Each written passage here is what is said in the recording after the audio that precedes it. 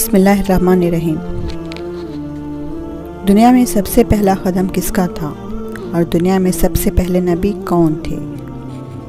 میرے عزیز محترمہ اور بہنوں، آپ جانتے ہی ہیں کہ دنیا میں سب سے پہلا قدم آدم علیہ السلام کا تھا اور سب سے پہلے نبی کون تھے؟ آدم علیہ السلام تھے۔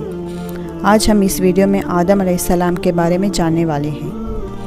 آپ ابھی تک میرے چینل کو سبسکرائب نہیں کیا تو سبسکرائب کیجئے، لائک کیجئے، بیل آئیکن کو کلک کریے تاکہ میرے ہر آنے والی ویڈیو کا نوٹیفیکیشن آپ کو ملتا رہے۔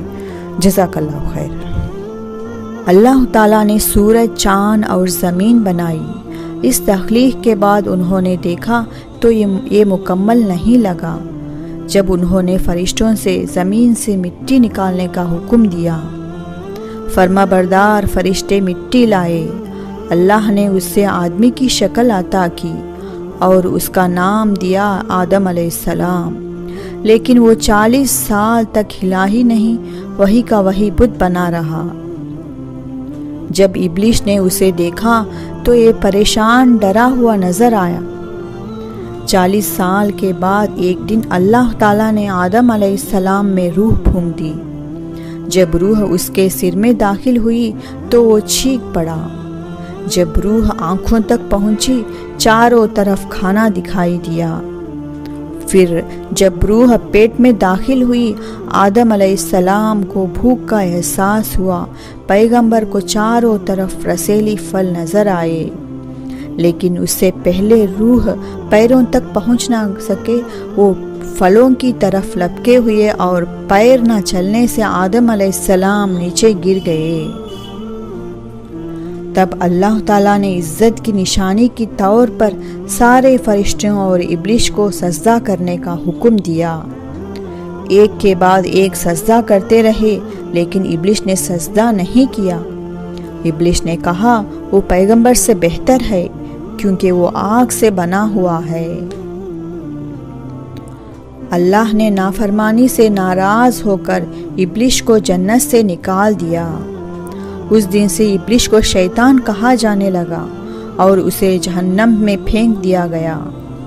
شیطان اب انسانوں سے ناراض تھا کیونکہ ان کی وجہ سے اسے جنت سے نکال دیا گیا تھا، اس لیے اس نے انسانوں سے بدلہ لینے کے لیے انسانوں کو گمراہ کرنے کی قسم کھائی۔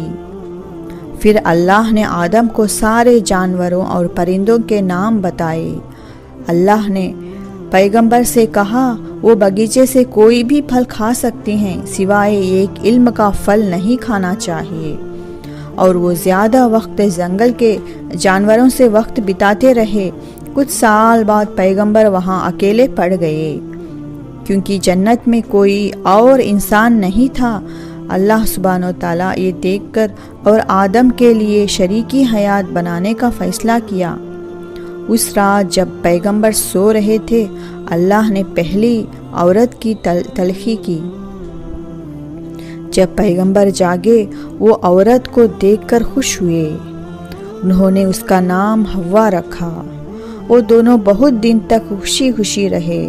شیطان اب بھی انسانوں سے ناراض تھا۔ کئی برس بیت چکے، لہٰذا شیطان جانتا تھا کہ پیغمبر اللہ کے قوم کو بھول گئے ہوں گے۔ آخر ایک دن شیطان نے حوا کو بھڑکایا۔ وہ پھل کھانے کے لیے کہا جو حرام تھا۔ انجانے میں ہی اس درخت کے پھل کو توڑا اور کھانے لگے۔ بڑا گناہ ہو گیا۔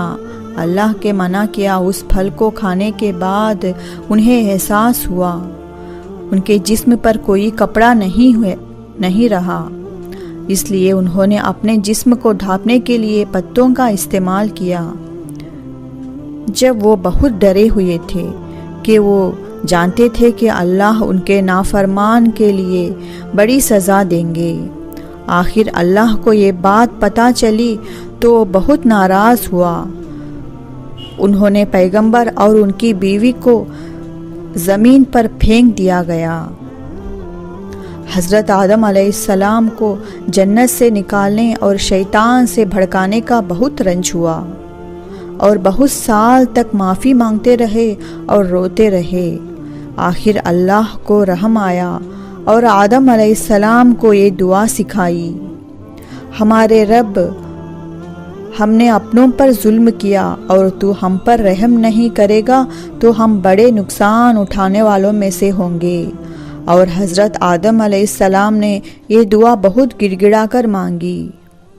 آخر حضرت آدم علیہ السلام کو اللہ تعالیٰ نے معاف کر دیا اور پھر کہا تم اور تمہاری اولاد دنیا میں رہو، اور یہ بات یاد رکھو کہ جب میری طرف سے کوئی نبی تمہاری ہدایت لے کر تمہارے پاس آئے تو اس کا کہنا ماننا۔